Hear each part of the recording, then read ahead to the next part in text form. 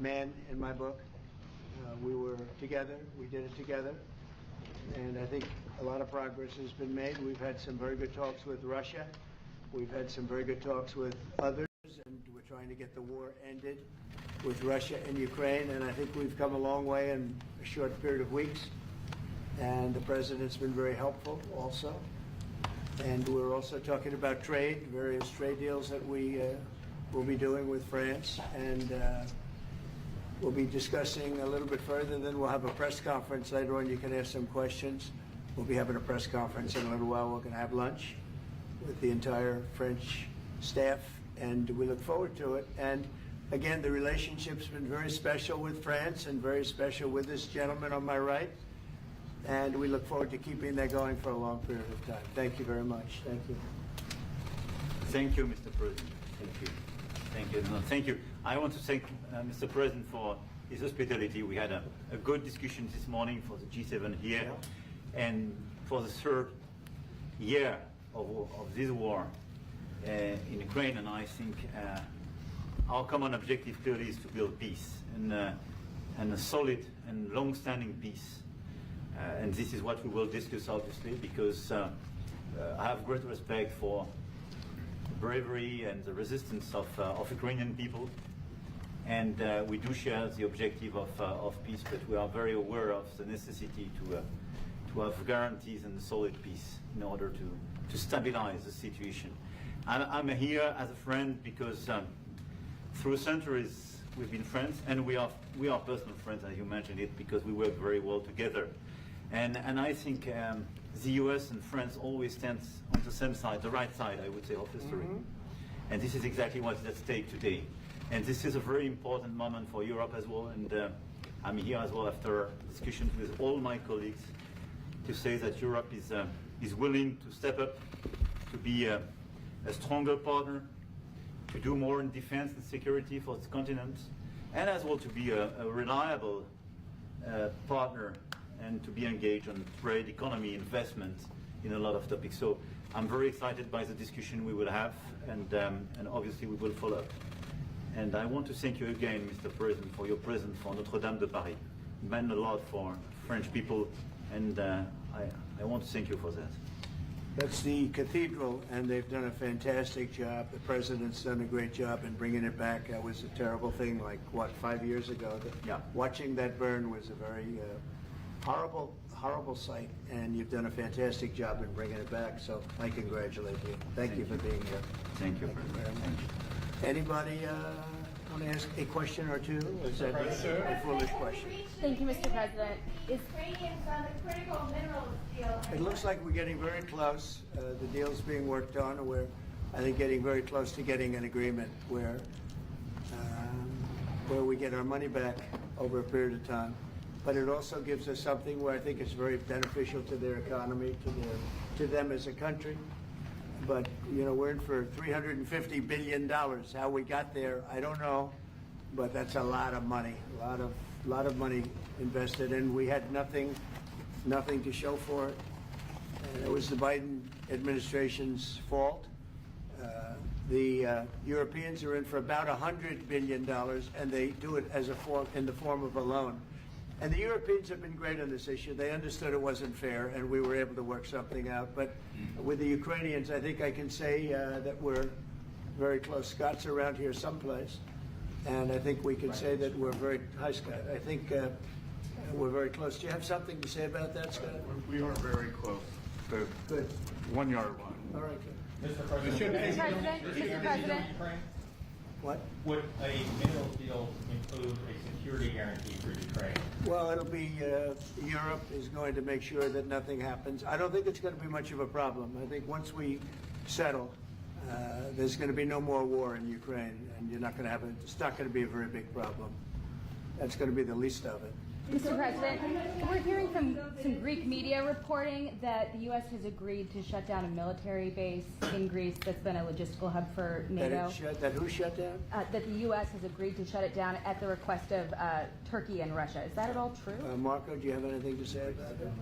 Please. Sir, that's a no. That's a no, sir. Mr. President. Mr. Is it a President. no? It's a no, sir. It's not a correct story. Thank you. Mr. President, how do you react to people in Europe who say that you are abandoning Ukraine and that you are going to sacrifice the security of Ukraine by making a deal with Vladimir Putin? Now, we're helping Ukraine like nobody's ever helped Ukraine before.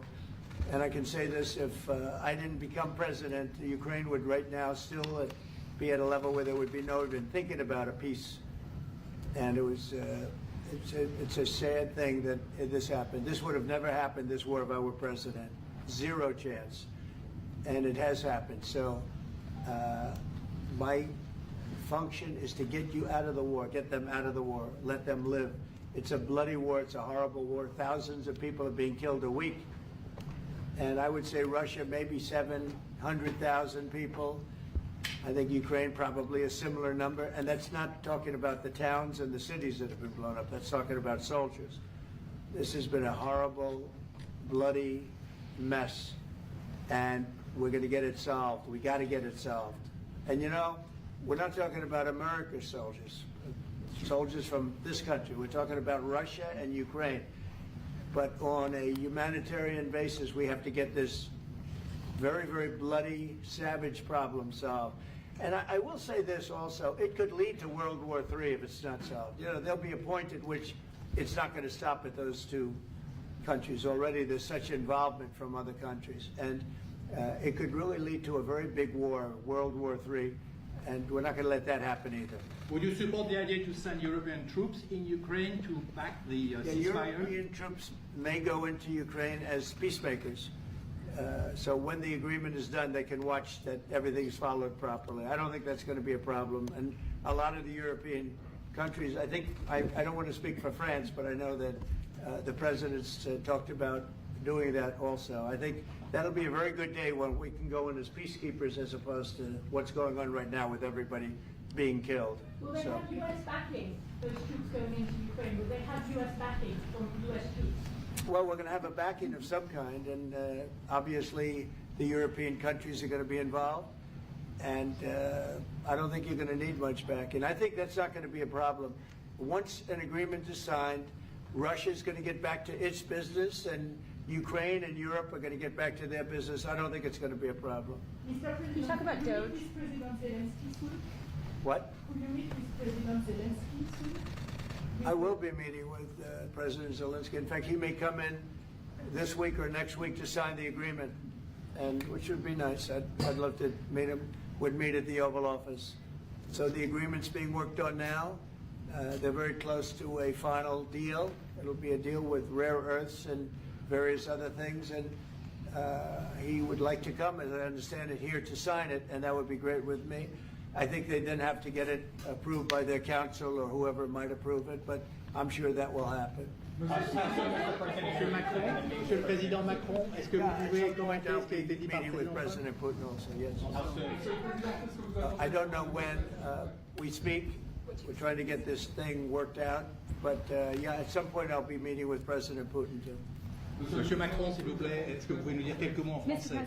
Mr. I President. can say a few words in French. No, le président l'a dit, je pense que c'est un moment important. C'est un moment important de la discussion. On veut bâtir la paix en Ukraine et le bilan qui a été rappelé, une réalité, il y a d'1 million de morts et de blessés depuis le début de ce conflit et de cette guerre d'agression. Notre volonté, c'est que cette paix dure, parce que nous avons déjà eu un cessez-le-feu et une paix qui n'a pas été respectée. C'était les accords de Minsk, 1 puis 2. Et donc le corps de cette discussion, c'est de s'assurer d'abord qu'il y ait un cessez-le-feu, ensuite que les Ukrainiens soient impliqués. Et je pense que ce que vient de dire à l'instant le président Trump est très important, c'est-à-dire qu'il va rencontrer rapidement le président Zelensky pour signer cet accord sur les minerais critiques et les terres rares, et que c'est aussi un moyen d'avoir une implication américaine forte. Les Européens sont prêts à prendre leur charge sous des formes diverses, de soutien à l'armée ukrainienne, de présence y compris pour s'assurer que la paix soit durable. Et l'implication dans la durée des États-Unis d'Amérique à travers cet accord est une bonne chose. Et donc tout est encore à construire, et je ne veux pas préempter les discussions. Mais nous partageons le même objectif, et ce qu'on a discuté ce matin pendant 1 heure après la visioconférence ensemble. Est-ce qu'on va continuer de travailler? Et ce sont pour moi des bonnes avancées. Et l'annonce de... Est-ce que l'intégrité territoriale de l'Ukraine est encore un objectif We've already crédible? spoken about this just a moment ago. This is exactly what we want to do. We want to build peace with Ukraine. As President Trump mentioned, there are already 1 million dead and wounded in Ukraine since the war began. We had a ceasefire in the past that was not respected. This was under the Minsk Agreements 1 and 2.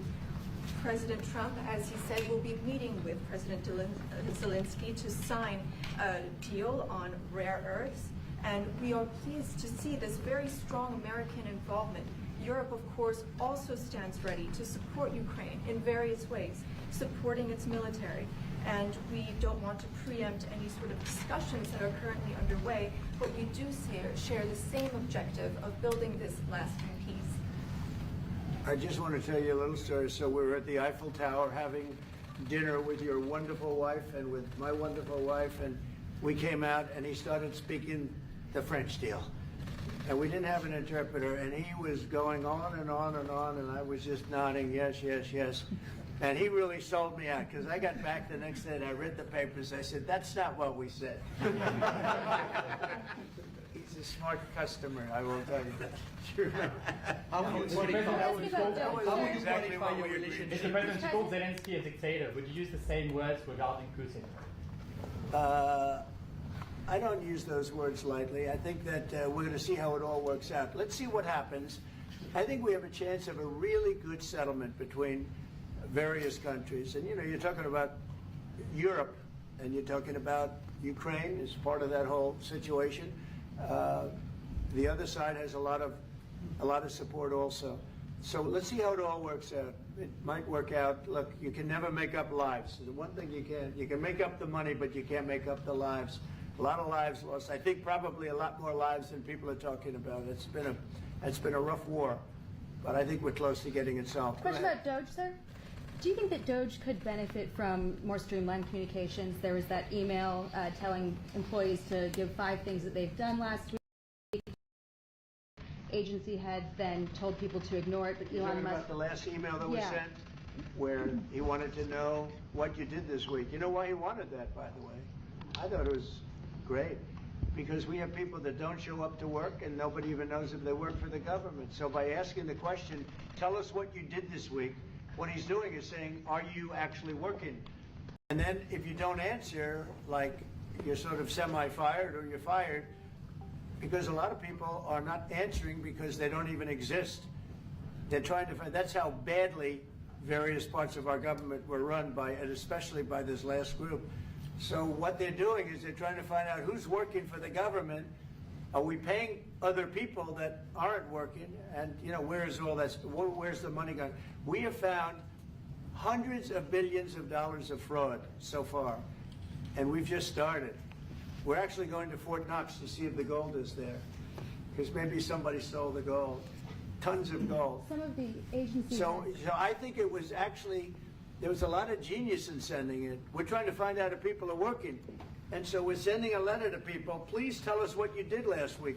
If people don't respond, it's very possible that there is no such person or they're not working. Some of the agency heads instructed their employees not to respond because they were waiting on further guidance, but Elon Musk's tweet said a failure to respond would be taken as a resignation. So there's been a disconnect in communications. Yeah. Are you concerned at all about that? No. That was done in a friendly manner. Only things such as perhaps Marco at State Department, where they have very confidential things, or the FBI, where they're working on confidential things. And they don't mean that in any way combatively with Elon. They're just saying there are some people that you don't want to really have them tell you what they're working on last week. But other than that, I think everyone thought it was a pretty ingenious idea. We have to find out where these people are. Who are they? And we said, if you don't respond, we assume you're not around. And that holds, that stands. And you're not getting paid anymore, too. So, you know, we're doing a real job. And we just had a poll come out, I guess the Harvard poll, saying that it's massively popular what we're doing. So. Mr. President, do you still believe in NATO, in the alliance between Europe and America in NATO? Are you going to NATO go to the is summit in June? very much involved in this. When I first got elected at the very beginning, first term, I got hundreds of billions of dollars put into NATO. NATO had no money. because they hadn't paid for years. And I said, look, if you don't pay, we're not going to be a part of NATO. We're not going to protect. We're not going to do what we're supposed to do. And we took in hundreds of billions of dollars into NATO. No, NATO is a good thing if it's done properly and if it's used properly. Mr. President, in these days you speak a lot about tariff in Canada, in Mexico, and in Europe. I want to know what is your idea about Italy, if you want to make the same thing. What? Can you talk up a little louder? In these days. No, louder. Can you talk a little louder? You have a beautiful voice, but you're not. In these days you speak. Where are you from? Italy. From Italy. Oh, I love Italy. Go ahead. I want to know if you have the same idea with Italy about tariff. Well, look, I love Italy, and Italy is a very important nation. We have a wonderful woman as your leader, and she was on the conversation today, one that we had, the G7. And no, I think Italy is doing very well. I think Italy's got very strong leadership with Georgia. Monsieur le Président, qu'est-ce que vous répondez au président Trump qui a dit que les Français et les Britanniques n'avaient pas... Any other questions over here? Yes, ma'am. Can you clarify what you meant in your truth today on the major economic development transactions between the U.S. and Russia? In more detail? With respect to what, Russia? In solving a peace deal, you said there will be major economic development transactions which will take place between the United States and Russia. Yeah, we're trying to do some economic development deals. They have a lot of things that we want, and we'll see. I mean, I don't know if that will come to fruition, but we'd love to be able to do that if we could. You know, they have massive rare earth. It's a very large, it's actually the largest in terms of land. It's by far the largest country. And they have very valuable things that we could use, and we have things that they could use, and it would be very good if we could do that. I think it would be a very good thing for world peace and lasting peace. Well, I mean, our first, by far, our first thing that we want to do, the first element of the overall transaction is ending the war. But if, just as we're doing with Ukraine, if we could do some economic development in terms of Russia and getting things that we want, something like that would be possible, yes. Can you explain the rationale, sir, in the U.S.? Yes, go ahead, please. Can you explain the rationale in having the U.S. vote against the UN resolutions that Ukraine proposed and also the U.S. proposed? I would rather not explain it now, but it's sort of self-evident, I think. Mr. President, first talked about increasing the tariffs on products from the European Union. Is that still something you want to do today? Well, it's not increasing, it's reciprocal. So whatever they charge us, we're charging them. So it's not a question of increasing. If they charge us 20%, we charge them 20%. If they charge us 30 or 40%, then we do that too. So that would be on European Union, but that really would be with respect to everything. It's reciprocity. So reciprocal. Whatever they charge us, we charge them. Nobody has a problem. Even you, I see you don't have a problem anymore, right? Mr. President, are you thinking of going to Moscow soon, maybe in May for the 9th of May for the anniversary? I mean, not soon, but I would be certainly, if this all gets settled out, which I think it will, sure, I would go there. On the 9th of and May? you'd come here too. On the 9th of May on the Red Square? I don't know, 9th of May, no, I don't, I think that's pretty soon. But no, at the appropriate time, I would go to Moscow. Monsieur le Président, est-ce que l'envoi de troupes françaises ou européennes est envisagé en Ukraine? Within weeks. Yeah. I think, right? Don't you think so? I'd like to have you. I think we could end it within weeks if we're smart. If we're not smart, it'll keep going, and we'll keep losing young, beautiful people that shouldn't be dying. And we don't want that. And remember what I said, this could escalate into a third world war. And we don't want that either. Mr. President, your envoy Steve Witkoff suggested a temporary ceasefire in the conflict, but the Russian government has denied that out of hand. Do you worry that they're not dealing in good faith? No, I think they at some point will agree to that. I think they probably wanted to. And I think once you have a ceasefire, it's going to end, because they're not going from a ceasefire back to war. I think people have had their full. I'm just glad I was able to help, because there was no communication with Russia until I came along. Biden didn't communicate. He couldn't communicate with his own child. So Biden didn't communicate. He couldn't. It was terrible. He hadn't spoken to Putin in 3 years. You're trying to end a war. People are being killed every week. Thousands of people are being killed. Soldiers, in this case, mostly. Also towns. You know, as missiles go in and back and forth. No, it's a shame. This should have never happened. This is a very sad. This is going to go down in the history books. This is a very sad moment because that should have been stopped. That should have never started. And if it did start, it should have stopped the first week, not 3 years later. Okay? Je vais répondre, if you allow me, because juste, je pense que plusieurs questions de vous et de votre collègue qui ont été posées en français et qui rejoignent les questions posées par les collègues américains. D'abord, cette discussion est utile et construire la paix est une nécessité. La deuxième chose, c'est qu'il y a aujourd'hui une capacité de dissuasion qui est restaurée et que c'est ce que veut dire le président Trump quand il dit qu'il n'y aura plus de problème. Je pense que la force du réengagement américain aujourd'hui, c'est en quelque sorte l'incertitude aussi pour le président Poutine. Et donc il y a une capacité de dissuasion qui est là, qui permet de sceller d'abord sans doute une trêve, la capacité à vérifier que cette trêve est respectée, et ensuite un accord de paix qui permettra de reconstruire l'Ukraine, mais de lui apporter aussi les garanties de sécurité. Dans le cadre de ces garanties de sécurité, nous pensons que nous avons notre rôle à jouer. Et donc, on verra à ce moment-là de la discussion, je ne veux pas la présenter, ce qui est nécessaire pour que l'Ukraine puisse rester un pays souverain. Et d'ailleurs, dans les discussions entre l'Ukraine et les États-Unis d'Amérique, il y a cette question d'une souveraineté ukrainienne qui est respectée. Et donc, nous, ce que nous avons préparé en particulier avec nos partenaires britanniques, dans le cadre d'un travail très étroit qu'on a mené ces dernières semaines, et partagé avec tous les pays européens et alliés qui sont prêts à s'y joindre, c'est l'idée de dire on est prêt à apporter ces garanties de sécurité. Les conditions, elles doivent en être définies. Par l'envoi de troupes. Elles doivent être définies par l'accord. Ça peut aller jusqu'à l'envoi, comme l'a dit le président, de troupes qui iront observer que la paix est bien respectée, qui iront se positionner, pas sur la ligne de front, pas pour justement, en quelque sorte, être dans le conflit, mais marquer une présence comme une garantie. Il y a d'autres moyens de soutenir qui peuvent être des soutiens accrus et capacitaires à l'armée, des structures nouvelles.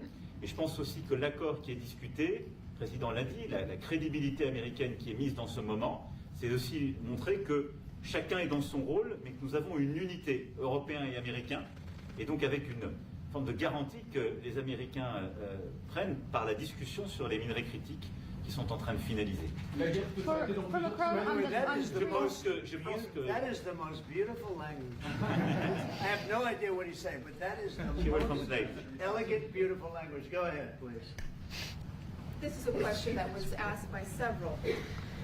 What we need to do is make sure that we are building peace. We have deterrence capabilities that have been restored.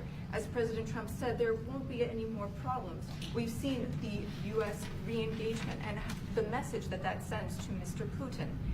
We have deterrence, which will allow a truce to take place, verification of that truce, and then a peace agreement can be put in place so that we can start rebuilding Ukraine with security guarantees. And we have a role to play in that. Again, I'm not preempting any discussions, but we've spoken about Ukraine's sovereignty, and that has been a subject of discussion between the U.S. and Ukraine. We have also been working closely with our British partners this week. We've shared this information with other European countries, and we are ready and willing to provide those security guarantees, which could perhaps include troops, but they would be there to maintain peace. They would not be along the front lines. They would not be part of any conflict. They would be there to ensure that the peace is respected. Our assistance may include other capacity building, perhaps for the military. We see U.S. credibility here. We each have our role to play, but it will be done in a united fashion. In the President, do you think that Ukraine should give up a part of its territory? Well, we're going to see. It's a negotiation that's just starting, and they've been fighting, and there's been a lot of land that's been taken. So we'll have to see how that works out. That's part of the negotiation. I will say there was great unity in that room today. We were via Skype or whatever, but it was great, tremendous unity today in that room with the other countries. Ukraine wants some territories back. Can they take it back? What they lost in the past years? That's not an easy thing to do, is it? Right? It's not an easy. You're just asking whether or not you can take back the land that they lost. And I say that, yeah, perhaps some of it, yeah, I hope so. But that's not an easy thing to do. Macron on the frozen It's Russian going to be assets. something we're talking about. Will you Mr. convince Macron, Vladimir on the Putin front- to accept the European troops as peacekeeper, would you think? Yeah, he will accept that. He will accept I've it? asked him that question. You talked to him? I've asked him that question. Is said France yes? going to lift the block on the Because 300 he's billion? not, look, if we do this deal, he's not looking for more war. He doesn't mind, but I've specifically asked him that question. He has no problem with it. Is France going to lift the block on the 300 billion in frozen Russian assets in Belgium? France has opposed unfreezing it to pay Ukraine and compensate the U.S. for its support. Is France going to lift its opposition to that? This is, I mean, we speak about frozen assets. We already used them to back precisely the loans negotiated at the G7. And it's part of the sanctions. So it will depend on the follow-up of the discussions. But clearly we respect international law. It's just frozen assets now. You can take the proceeds of the frozen assets, but you cannot take the assets themselves because it's not respecting international law, and we want to respect international law. How is one different than the other? If you can take the proceeds from it, how can you not take Because the it's assets? very different. You keep the assets, you take the proceeds because they are paralyzed in a certain way. You take the proceeds during the wartime, but you keep the assets, and it's part of the negotiation at the end of the war. Because, I mean, this war costed all of us a lot of money. And this is the responsibility of Russia, because the aggressor is Russia. Should the U.S. be compensated? So at the end of the day, this frozen asset should be part of the negotiation, all in all. Will France support the U.S. being compensated?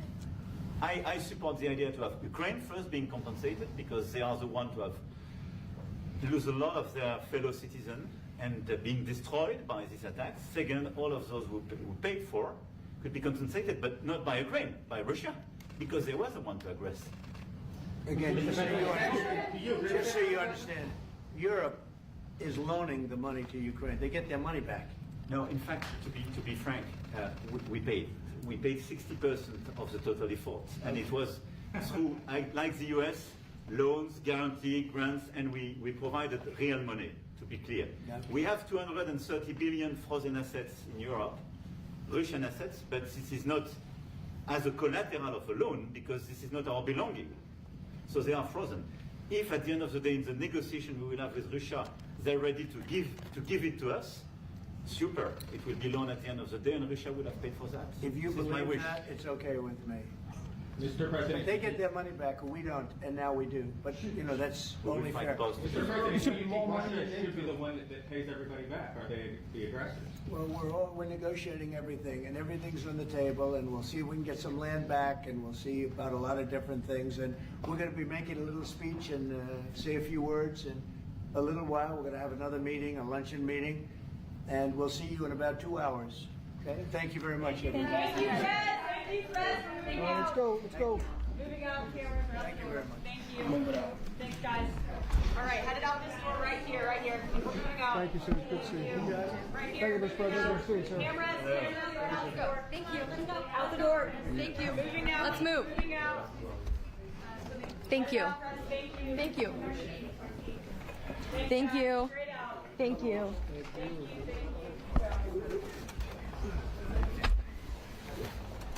Emmanuel Macron est venu demander à